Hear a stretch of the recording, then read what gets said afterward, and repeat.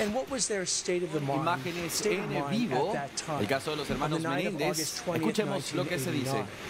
Did they engage in these killings willfully, deliberately, and with premeditation? Or was it an act of self-defense? They had an actual fear of imminent harm, that both their father and their mother was going to kill them. Su and they padre y acted su in madre fueron self-defense. asesinados. The sexual abuse part, También de as abuso Leslie sexual. Abrahamson recognized correctly back then, was not a fourth question for the jury to answer. So when we look now at the factors dealing with this new evidence, we can go through these factors. Todo esto se da por el caso de los hermanos Menéndez. Luego de semanas de incertidumbre, Eric y Lyle Menéndez podrían saber muy pronto si obtendrán la libertad condicional tras pasar décadas encerrados por el asesinato de sus padres.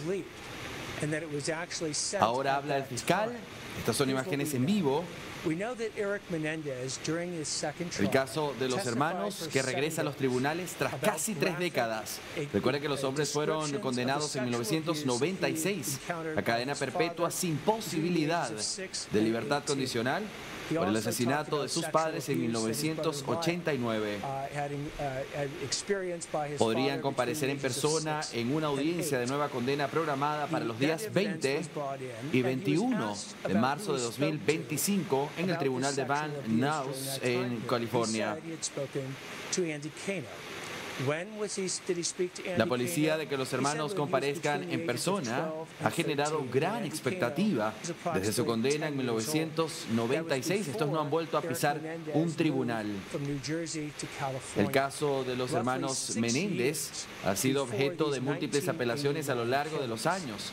En octubre del 2024, el año pasado, el entonces fiscal del condado de Los Ángeles, George Gascon, recomendó formalmente que su sentencia fuese reconsiderada.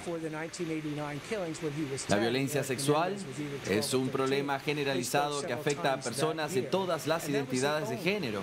Seguimos comprometidos en apoyar a todas las víctimas mientras navegan por los efectos de estos traumas.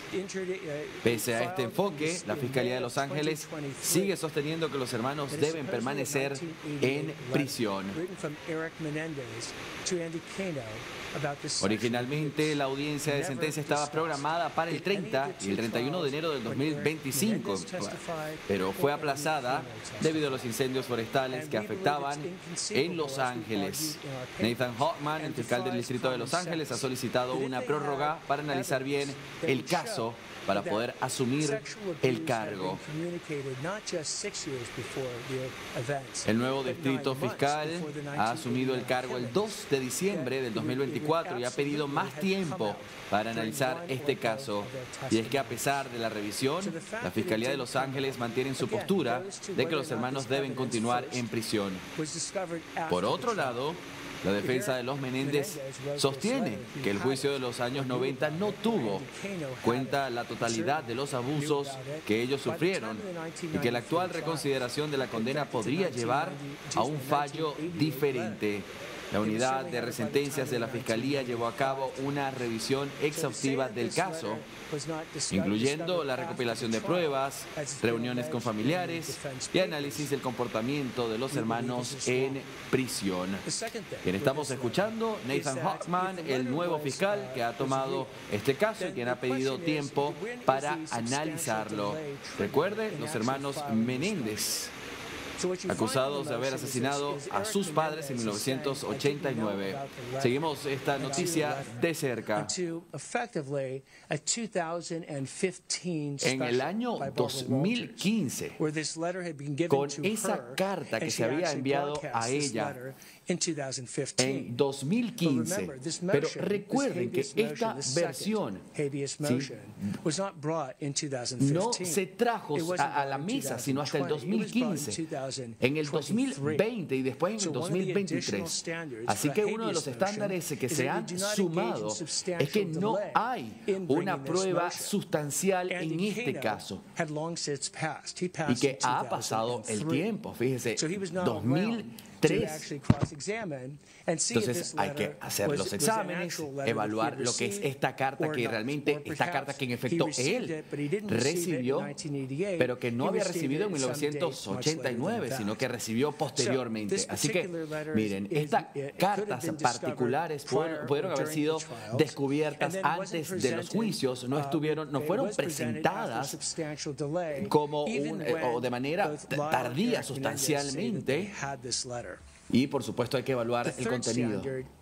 El tercer estándar que vamos a evaluar tiene que ver con la idea que nos da esta misma carta. Una carta que tiene que ver con la evidencia importante. Recuerden, en 1989, todo esto que estaba pasando con la mente y la cabeza de Eric, disparar a sus papás hasta la muerte, tener un miedo realmente de herir y matar hasta la muerte en aquella noche.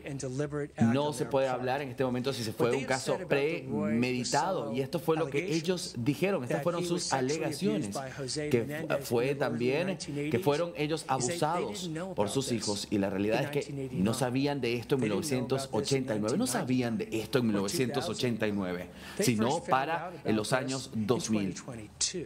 Para el 2022, de hecho. Estamos hablando de casi 30 años más tarde que hayan sido asesinados. Así que la evidencia, y esto de hecho es verdad, no puede ser inadmisible para mostrarse, para no haberse mostrado en 1989, porque la realidad es que ellos no sabían de eso para entonces. Así que, de nuevo, tenemos que hablar de los estándares que son inadmisibles a este punto para una respuesta. Y el último estándar que quiero hablar es de la credibilidad. Esto es evidencia creíble. Hay muchos casos en los que la evidencia se presenta y no es creíble, y es por ello lo que quiero discutir. Si ellos hubiesen tenido esta evidencia antes, si esta carta realmente hubiese existido, si hubiese sido utilizada por la defensa en ese momento y se hubiese podido corroborar la existencia, el contenido de la misma, el abuso sexual a su padre efectivamente, porque esa carta era un punto muy importante para evaluar estos asesinatos, pero no fue mencionada, el contenido no fue mencionado, y que por muchos años tampoco se presentó en los juicios. Ahora, el contenido de esta carta podría ser una continuidad de mentiras construidas, continuadas, que simplemente nos van a llevar a la historia del caso de los Menéndez, y esta es la razón por la cual se necesita analizar. Para conocer qué es cierto, hemos analizado y hemos encontrado que Eric y Lel han dado 5 versiones distintas de lo que realmente sucedió. La primera versión que ellos dijeron es que ellos no mataron a sus padres. Esta es la versión que ellos dijeron cuando fueron realmente confrontados por primera vez a la llamada del 911, y ellos dijeron que alguien más mató a sus padres. Cuando ellos se enfrentaron a la policía, y la policía apareció esa noche y ellos estaban allí gritando que sus padres habían sido asesinados, bueno, y ellos no lo admitieron. Y en esa versión, nuevamente, ellos dijeron que de hecho habían sido alguien más, e hicieron que la policía investigara a la mafia, que era la que había matado en una primera versión. Pero después vino una segunda versión en la que dijeron que su papá era un predador sexual quien había violado a la novia de uno de ellos. Esta fue una de las versiones que se mostró. Sí, cuando apareció lo de la novia, cuando le tocó la justicia confrontarla, ella quería testificar, que ellos querían que ella testificara, y ella rechazó, ella se negó a hacerlo. Luego una tercera versión, cuando ellos dijeron que su padre había molestado a Eric y la madre a Lel. De nuevo, esa versión ha llevado a un juicio en su defensa, Y después una siguiente versión, cuando su padre y su madre los querían matar en la noche de agosto de 1989, y esa es la razón por la cual ellos dispararon primero. Quiero que ustedes vean, y esto lo voy a decir con respeto, fíjense las diferencias entre la primera y la última versión, porque el asesinato es lo que ocurrió esa noche. El abuso sexual está aparte, son cosas distintas. Una, el asesinato, y el abuso sexual en esta situación. Pudo haber sido una motivación para Eric y Lyle, pues hacer lo que habían hecho, pero que no constituye una defensa propia. Y esto es lo que Abraham dijo en 1993, que el abuso sexual no justifica el asesinar a sus padres, y que él no iba a argumentar esto. Así que miren, lo que pasó en esta situación es que son ejemplos de mentiras, de situaciones, historias diferentes. Y esto había pasado antes del asesinato, durante el proceso y después meses y años más tarde. Esta evidencia de todo incluye a los días antes del asesinato, cuando ellos compraron esa arma en Los Ángeles con otros nombres. Ellos utilizaron una identificación falsa con una dirección falsa. Y eso antes de que pasara, horas antes del asesinato. Vinieron también con una especie donde dijeron que estaban con sus amigos, que ellos no estaban, y que de hecho sus amigos iban a testificar que ellos no estaban esa noche. Y durante el asesinato, cuando de hecho el asesinato pasó y estaban tratando de entender lo que pasó, hubo, de hecho, también 12 disparos, ¿sí?, que ocurrieron esa misma noche. Y uno de estos se lanzó al papá, al señor Menéndez, por detrás en su espalda. Uno a su madre, que no la mató, porque ella terminó cayéndose en el piso, muriéndose de dolor y desangrándose. Y esta es la razón por la cual esta arma fue recargada, y allí le disparó en la cara a la madre, luego en la cabeza. Así que se sentaron posteriormente, en los siguientes meses, a mentir sobre lo que ocurrió.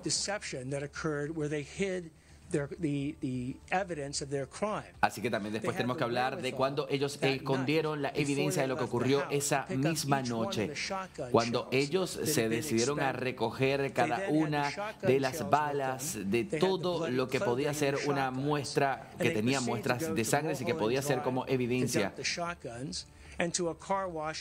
También lanzaron estas armas, las tiraron, escondieron la ropa. Esto habla, ¿sí?, de una situación premeditada para tomar estos tickets y llevárselos. Llamaron a sus amigos.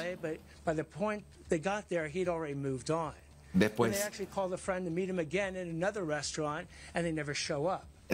dijeron que se iban a encontrar en un restaurante y nunca aparecieron. Mientras la policía estaba alrededor de la casa. Después que ellos fueron arrestados, los hermanos Menéndez trataron de contactar a diferentes personas.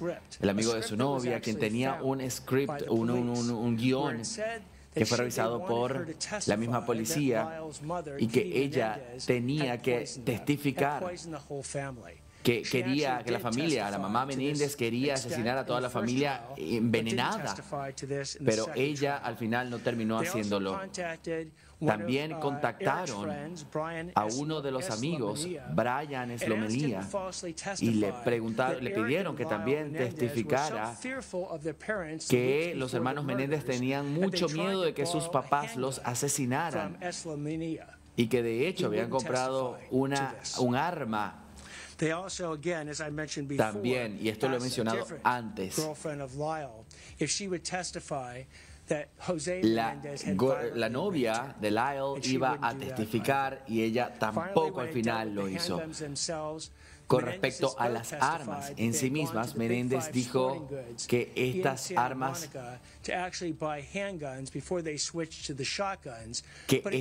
las habían comprado antes de ir inclusive a esa tienda en 1989. Así que vamos a mirar nuevamente en la credibilidad de estas cartas.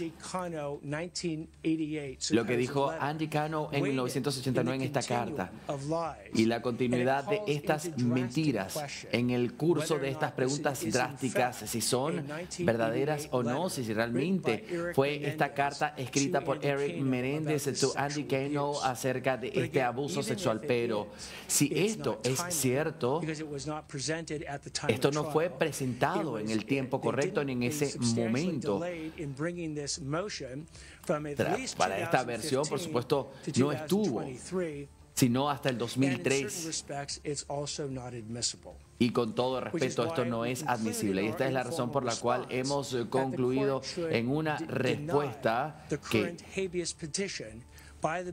se ha hecho una nueva petición para los hermanos Menéndez, y si el siguiente movimiento para la Corte va a ser, si no acepta esta petición de tener más tiempo para analizar, los Menéndez van a poder responder. Así que esto es lo que hemos estado haciendo. Con el respeto hemos hecho esta petición y hemos puesto la petición sobre su mesa. Vamos a hacer todo lo que ellos requieran cuando lo quieran. Permítanme quedarme en este punto y después voy a responder las preguntas de ustedes. Bien, estas son las palabras de Nathan Hochman, el fiscal, quien está a cargo de esta investigación. Hacemos una breve pausa. Vamos a ahondar más en este tema a la vuelta.